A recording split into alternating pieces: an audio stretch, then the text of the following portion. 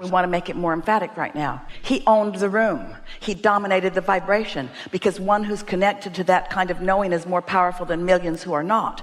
So their flawed premise belief could not exist in a vibration where he knew what he knew. Their calibration was secure, and they would not be dissuaded from their calibration because it was secure. And why would someone say to someone, go tell no one right now? Because they just got there. It's the first time they've been there in a long time. Their tendency to lean that way is strong. Isn't that logical? Yep. And don't you know that about yourself? Aren't there some subjects where you stand stable and you can talk about it? It doesn't matter what anybody says. Haven't you ever had something that you wanted so much? Esther remembers when she found Jerry and Jerry found her, and they decided to run off and be together, and nobody in Esther's world thought it was a good idea. And Esther did not care what any of them thought. She loved them all deeply, and she said, I don't care. I'm going to do this. I don't care. I don't care. Because she knew what she wanted. Her desire was in alignment. It was an intention from before she was even born that was being satisfied. And that dominated the moment in time. The other day, she bought a couch and somebody didn't like it, and it broke her heart. In other words, you're sure about some things than others. She felt insecure about the couch. She's never bought a couch like that before. The house is different. It's a very contemporary house. She doesn't really understand contemporary stuff, so she brings things in. People, we're just playing with you a little bit, but we're just pointing out that on some subjects you are tuned in to your power, and on some subjects you're not. And you have to know the difference, as in your example to us. So we say to you, go forth and tell all. Thank you. If we were meeting someone for the very first time who was just now starting to get a whiff that they wanted to be the deliberate creator of their own life experience, and had just an inkling of an idea that it could be, this is the story that we would tell to them that we think would be the easiest for someone like that to hear. You're more than you know, but you've probably suspected that for a long time. But I mean, no, you are really, really, really, really, really, really, really different than you know yourself to be. You're so much smarter and so much wiser, and you have so much more that you deserve. You have so much vibrational credentials and stuff saved up for you. There is so much good that you are entitled to.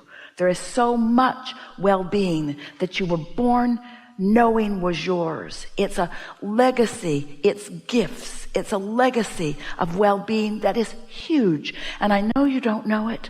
I know you don't know it very well, but I know this about you. So if I were standing in your physical shoes, we would say to them, if we were standing in your physical shoes, if I were standing in your physical shoes, I would let myself hope for outrageously wonderful things to come to me. And I would test the universe. I would say, universe, if I'm so good, show me. If I'm so worthy, show me. Not if I'm so bad, make it better. That's the opposite. That doesn't work. If I'm so good, show me. If I am a blessed being, then let the blessings start pouring into my experience. If I'm wise, let me be smart. If I'm blessed, then I want to be happy. This is a story that we would tell to them. You just got to play this game a little bit differently than you've been playing it. And just the slightest little shift in understanding who you are. But we also know that as you listen and allow yourself to calibrate to who you really are, to that greater knowing, to that eternal knowing, and if you pick something up like, well, I think I'll meditate, I think I'll quiet my mind, I think I will just focus on the air conditioner for a little bit and see what happens, and see if I can feel some vibration moving within me, and see if I can feel any movement in my physical body. Maybe I'll just meditate and see what happens with that. And maybe I will segment and tend. Maybe I will get out ahead of it just a little bit. So you do some exercises that cause you to release resistance. And when you do that, your vibration rises. And when your vibration rises, now you are in perfect concert with the flow of who you really are. And now your valve is wide open. And now what your inner being knows about this and that and this and that and this and that is known by you. So you find yourself daydreaming something. You find yourself having a thought about something, and you follow the thread of that good feeling thought. And then something happens. A result from that changed thought is noticed by you. So now this isn't just theory. It just isn't somebody else's opinion. This is you. This is you deliberately releasing resistance, and you deliberately raising vibration. And this is you experiencing the result of that. And now you know. You never go back from that knowing. It doesn't mean you apply it every time. It doesn't mean that you get it right where you want it to be, the first crack of every box. That's not what we mean at all. But it does mean you have the knowledge of how it works because you have shown it to yourself. You've had negative thoughts and negative emotions, and you've seen where it's gone. You've deliberately found positive thoughts and positive emotions, and you've seen where it's gone. You are empowered with these laws of the universe, and you are supported by an enormous non-physical contingency that is there for you every time in every moment.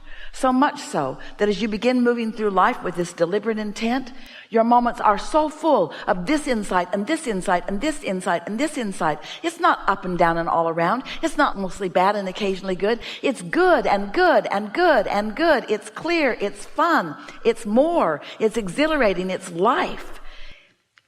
You get hooked on that, you see.